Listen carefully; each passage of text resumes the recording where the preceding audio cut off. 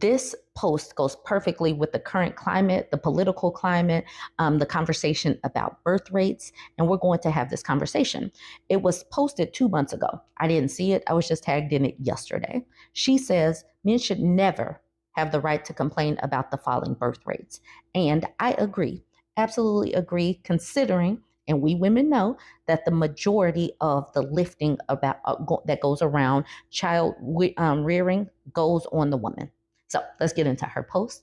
She says 99% of the work that goes into childbearing and child raising falls into women's bodies and minds and puts them into a vulnerable financial, emotional, and societal position that more often than not leaves them at a disadvantage for life. They are shamed for staying with the kids when the father leaves and shamed for staying in an abusive relationship to avoid raising kids without the father. They risk not getting employment, being fired from their jobs. She says, change the distorted society we live in and offer great financial benefits for women who want to have kids, and you shall see the birth rate rising massively everywhere. I don't know if it's going to rise massively. I don't know if it's going to rise massively everywhere. She says, wise men used to say it took a village to raise a child. Nowadays, we abandon women to deal with the whole load of having a child by themselves and shame them if they can't manage to do it alone on a tight budget. Yes. And the crazy thing is, I have a global platform. The women come out. They come out when I'm talking about the falling birth rates. And I love that. They're talking about the men not doing their part. They're talking about the cost of living. They're talking about they just don't want to have kids. A lot of women just do not want to have kids. Some women say, I would have babies, but, and then it's the cost, it's the wages, it's the not getting time off. There are so many reasons why women are opting out. Some women are opting out by choice, and some women are opting out by circumstances. But really, this is a conversation for women. This is not a conversation for the men at this current juncture because they don't have enough skin in the game as it currently stands. They get to orgasm, shoot out their sperm, and then they think that they get a say. And they could, but this is mostly on the women. And the male leadership, these governments that are led by men are seeing that they're going to keep on throwing all these ideas at the wall. But until such time that they listen to women and start implementing some of these things that we are complaining about, things will not change as far as these birth rates. They're going to continue to plummet to hell. So this is your demon lord tagging me yesterday saying, I don't know if BurbNBougie saw this, but please discuss this. It's such an important topic and it needs to be hammered in. I was like, no one tagged me, but I'll do it. Some of the comments. It's very telling that even in societies with critically low birth rates, the solution is never men need to step up at home. Despite what they say about mothers being revered, most men consider the day-to-day work of raising a child low status work, and doing it makes them less of a man. Otherwise, it would be valued in our economy in some way, or more men would be stepping up to the task their wives ask of them. The story of lower birth rates starts with women being able to use birth control to decide if and when they want children, which is why they want to make that illegal. It took a few generations for women to really begin to understand that it was possible to demand more of men in regards to childcare, but here we are. Have weird dreams too says yes. They always expect women to birth and raise more children. They want to force it on women. They never think, maybe we should create a more home environment, and a society where women choose to have more children. Cryptographer No says, I don't expect how they think forcing it will go. That's kind of a weird sentence, but let's keep it moving. I feel like common sense would dictate that someone forced to have and take care of a kid would probably despise the kid, especially since that's a very painful and repressive situation to be in. And if they despise the kid, only bad things can happen from there to the kids, especially if women aren't able to rise up against the thing that forced them in the first place. And we got to have these conversations because we're living in a society right now that is trying to strip away women's rights to slow motion. They want women to make these babies and grow them to full term, even if they were raped or there was incest or whatever. They want them to do it regardless of if they were coerced, if birth control failed, or if maybe, just maybe, the relationship just soured and they're like, this is a bad idea to bring a baby into this situation. So let's be real. And women on my page have already talked about the fact that they were an unwanted child and how that felt. Imagine being the child to a woman that really didn't want to have you. This person says one Redditor posted something very interesting. They compared Cuba with Saudi Arabia and concluded there is a strong correlation between higher education of women and birth rate. Once women are better educated, they refused to be reduced to broodmares. There is certainly a correlation that women with higher education lean a lot more liberal. I saw one statistic that if only college educated women voted, Florida and Texas would flip blue. She says this is why conservatives attack women so strongly. Women in higher education is their biggest threat on average. And I love that, especially since we know that more women are entering into and graduating from college more so than the men. So this makes me very happy. And women are going more liberal. And even like it's going to take some years and a few more election cycles before it bears out. But we're a driving force right now. Diligent Committee says some of it's also about timing. If most women wait until they finish school to have children, then a high school graduate has more time to have more kids compared to a woman with a doctorate.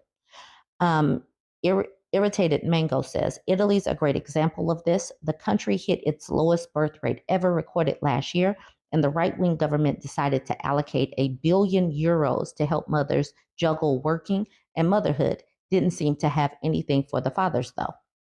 Eventually they're going to have to bring men into the fold and make them recognize that they are a key component to making these women have more children, because if the men refuse to get involved, like many women have watched their dads, their uncles, their brothers not be involved in the household, women are tired of being the servants of the household. So men are going to have to get on board, but they're not focused on the men. They're just focused on making the woman carry a baby to term.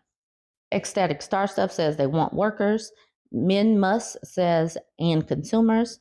Diligent Committee says and soldiers, specialized workers, and prisoners, free or almost free workers. Water Fountain says Frood got it 100% wrong. Women don't have peen envy. Men have extreme womb envy. They control so much, but they don't have control over the single most important thing that it takes to keep humans going, the ability to make children. They somehow think that they'll be better at it than us, but refuse to prove it. Jealousy and it's jealousy, and their jealousy turns to rage. And they are kind of raging against us, but women are pushing back, and we're seeing it on a global scale, and they have no recourse because women, we control the keys to this particular car, and they are failing and flailing because they can't make women do what they want women to do. Y'all join the conversation. Let me know what you think about this one. Don't forget to like, comment, and share. I was going to start this conversation by telling moms to tell their teenage girls to not put their dreams on hold for a boy. I was going to do that. But then I had to think back to when I was a teenager and how I knew all of the things, and that moms were just out of touch or just hating or whatever you attribute to your mother when you are 16, 17 years old and you just know all of the things. And that just reminds me why we random people need to continue to have these conversations in the public square, because sometimes our conversations are more impactful than a mom to a teenage girl, simply because we're an outside person, and sometimes moms in teenage minds are just hating. Now, this teenage girl asked this question in the relationship subreddit. The subreddit is locked, so nobody else can make comments. But I hope that the people got through to this teenager.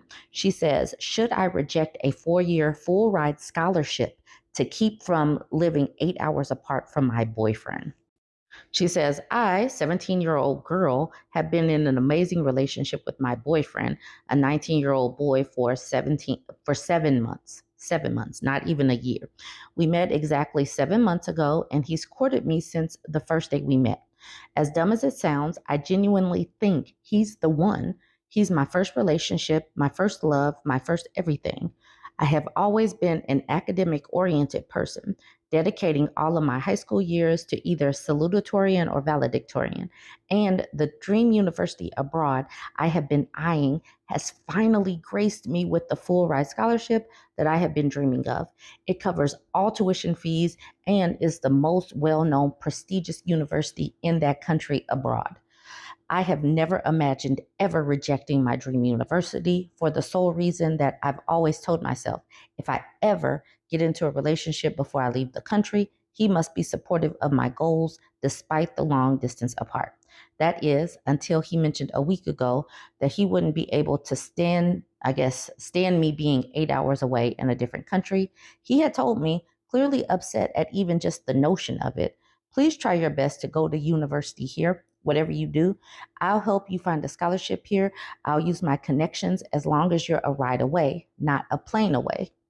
Now I'm conflicted. I still have time to apply for universities here, which I will do for his sake and the miracle that I do get another full ride offer.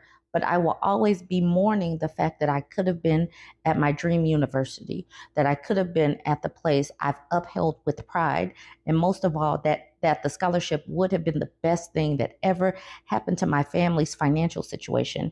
Yet again, I'd rather break my own heart than break his. I don't want to do the long distance either. I want to see him every day, and I genuinely think he's the love of my life. So I'm going to try my somewhat best in staying, emphasis on somewhat. The worst part is if I told him the news that I accepted the scholarship, he'd be distraught, but accept my decision nonetheless.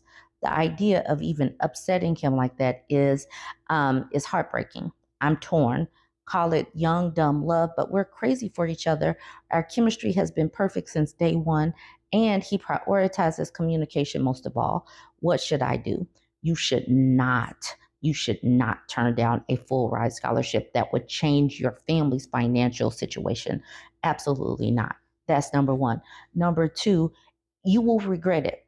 Most of us adults have changed so much from the time that we graduated high school to the time that we've gone off to college and graduated college to the time that we hit our 30s. Life changes so much, and many of these high school relationships do not last.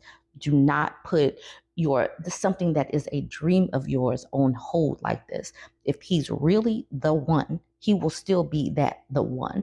And the thing is, when you go off to college, literally, you should be focused on college and studying and growing as a person, not a boyfriend, not a teenage boyfriend. And after you build up you understand who you are, what you want out of life, and he's still there and you still want to be with him, then do that. But do not trash your dreams for a boy. Don't do it. Unauthorized Bunny says, absolutely not. Do not do this. Do not mortgage the rest of your entire life for someone you've been dating for 7 months. Please, please do not give up. Do not give up on your dreams. Do not throw away this incredible opportunity. A person who loves you the way you imply your boyfriend loves you would never let you sacrifice something this colossal. And then the OP, this is the only comment she's made on this post, says, this is what my brain's been trying to tell me that I've been in denial about as well. But I can't help but think, what if we break up and I never find someone who can love me like that again? I'm so rusty at love because it's my first time and I'm scared long distance might be our potential breaking point. I want to keep him and I'm afraid I'll never come by this kind of pure love again. You're not rusty at love. Rusty implies that you already knew how to do something and got rust because you're not using it. You're naive about love because you're young. You're not supposed to be focusing on love at this particular point. I mean, there are some people that want teenagers to be this in love and give up their education and then just settle down into a relationship and have babies this young. But then if anything were to go wrong, you have no backup. You have no way to get out of it. You do not give up on your education or career for a boyfriend. Giwi Whale says there is a higher chance you find someone else over you getting another scholarship. If he would be the one, then he would support you in this. Don't risk your future. Take the scholarship. This is a once in a lifetime opportunity. Bright Athlete says, girl, you're 17. The likelihood you'll end up with him isn't anywhere near 100%, and you'll find your person. Please, please, please don't throw away your future. Mama Don't Like It says, if this were pure love, he would urge you to go. This is your dream, and he would rather you give up on it for him. You're only 17. This is your first love. If you let this opportunity go, you'll look back and think, what a stupid teenager you were. Jay Hercules says, no, take the scholarship. If you don't, you'll regret it for the rest of your life. Okay, I already did unauthorized bunny.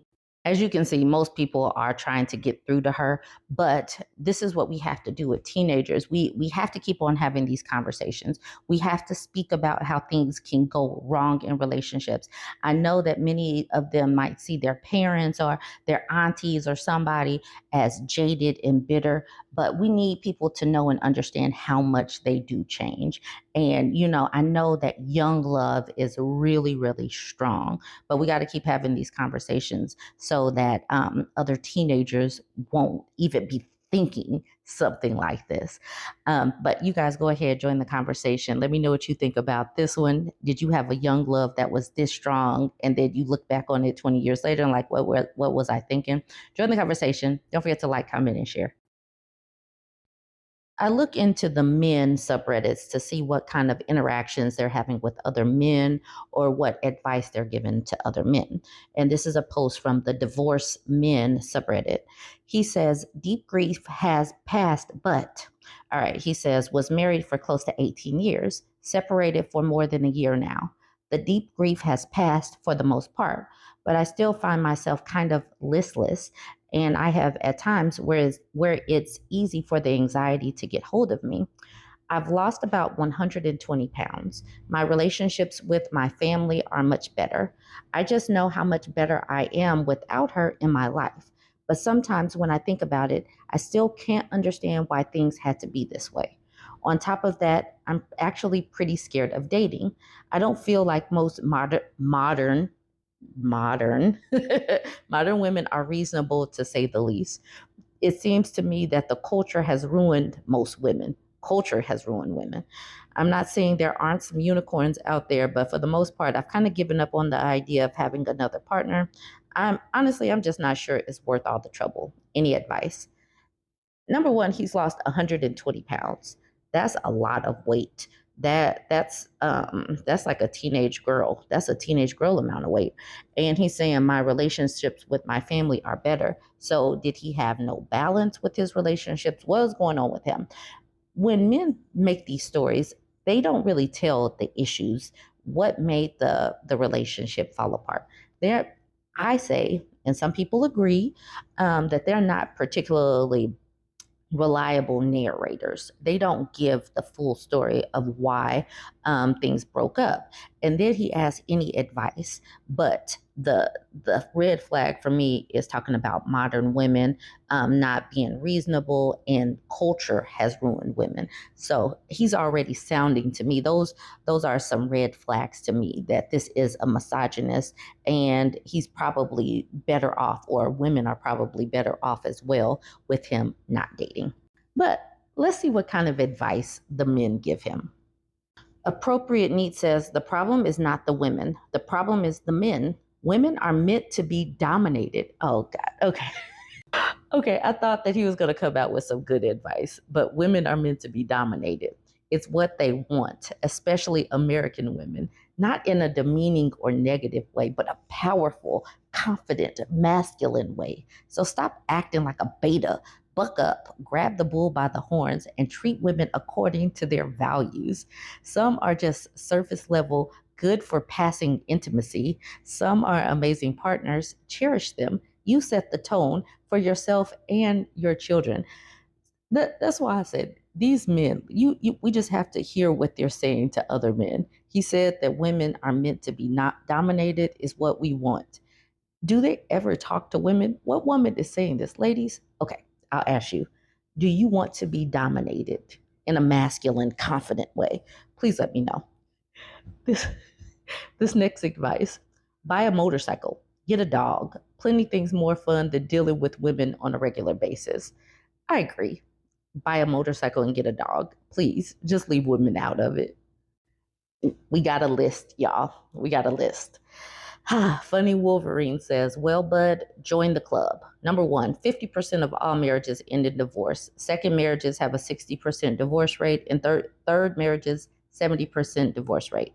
Number two, 90% of all, 90% of all divorces are initiated by women. Sometimes I see 70, and now he's saying 90%. He says child support, alimony, your pension and retirement savings, government support, plus housing incentives incentivizes them leaving you. Red pill talking points. Number three, 90% of custody awarded to mothers. Number four, false allegations of abuse are prevalent in family courts. You will be called abusive in order to stress you out so you give in to unjust demands. What to do now? Number one, settle your case ASAP. The leeches, judges, lawyers, therapists, legal system will want to bleed you dry by leveraging your kids against you. The system gets paid by you fighting for your children. Number two, find a hobby. Number three, focus on your career. Start a side hustle. Make more money. Number four, hit the gym daily. Number five, MGTOW, men going their own way. They want to keep other men single. I bet you this is just a copy and paste list. Number six, stay away from single moms at all costs and anyone who claims their ex was abusive. Do not raise another man's child. You may end up being on the hook financially, child support for the kid if you leave. Number seven, travel once a year. Number eight, red pill knowledge. Okay, yeah, I figured. Red pill knowledge. Read the book like no more. Read books like No More Mr. Nice Guy. Visit the subreddit The Red Pill and read the sidebar articles as well. Number nine, open up the New Testament and start reading daily. Listen to Charles Stanley on YouTube. Learn to forgive your ex. This will set you emotionally and mentally free so you can begin enjoying life once again. Keeping men in the red pill universe will keep them single, but I agree. Find a hobby and stay your own way. Just leave women alone. Stay away from all women. Single moms, non-moms, pet moms, just stay away from plant owners. Just leave all of the women alone. Crazy Santa says, advice, don't get married again. Do not cohabitate with a woman. If you do get married, do a prenup. Focus on the gym. They really think that gym is the answer to everything. Focus on gym, hobbies, friends, kids if you have them, work, and goals. Date casually so you can practice and meet women. Realize that even women who are fours get attention online and can get laid tonight if they want. It's not like that for 99% of men. Good luck, bro. The rating of women, still more red pill stuff.